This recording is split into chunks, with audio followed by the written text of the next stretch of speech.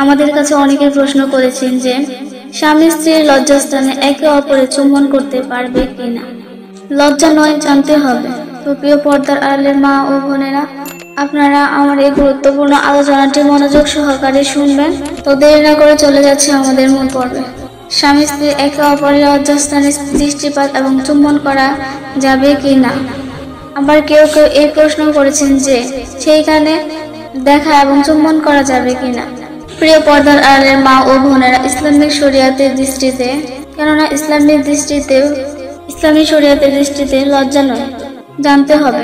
কারণ এটি ইসলাম পরোক্ষভাবে বলেছেন যে আল্লাহ রাসূল সাল্লাল্লাহু আলাইহি সাল্লাম যখন ইলম দান করতেন, তোমাদের নবী কি সবকিছু শেখান যে বাথরুমে কি করতে হবে। সালমান ফার্সি সেদিন অত্যন্ত সুন্দর জবাব দিয়ে বলেছেন, কারণ এটি জানা আমাদের কাছে খুবই ইম্পর্টেন্ট। তো প্রিয় পর্দার আড়ালের মা ও বোনেরা, এটি আজকের একটি গুরুত্বপূর্ণ বিষয়, স্বামী স্ত্রীর একটি পরিপ্রেক্ষিত বিষয়। আল্লাহ রাসূল সেদিন সেই প্রশ্নের উত্তর দিয়েছিলেন যে তুমি তোমার লজ্জাস্থানকে হেফাজত করো, তোমার স্ত্রীকে ছাড়া।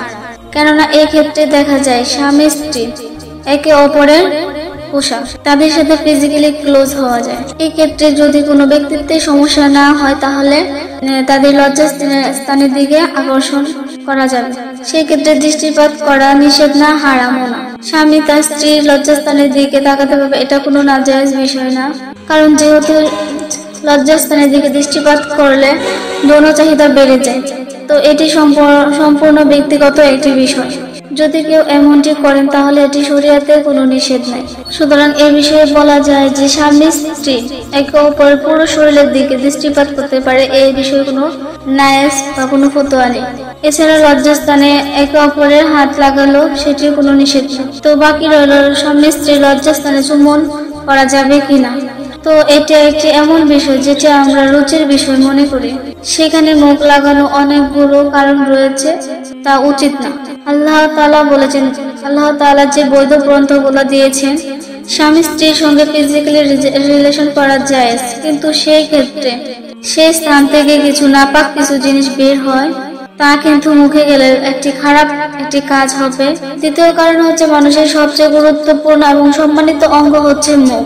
চেহারা বা লজ্জাস্থানের কাছে মুখ নিয়ে যাওয়া কিন্তু এটা উচিত হবে না।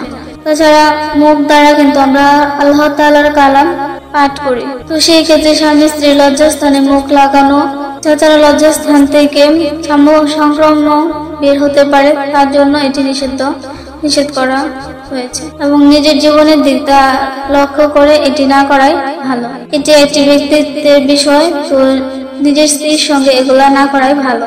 তো প্রিয় পর্দার আড়ালের মা ও বোনেরা, আশা করি আপনারা এই বিষয়টি বুঝতে পেরেছেন।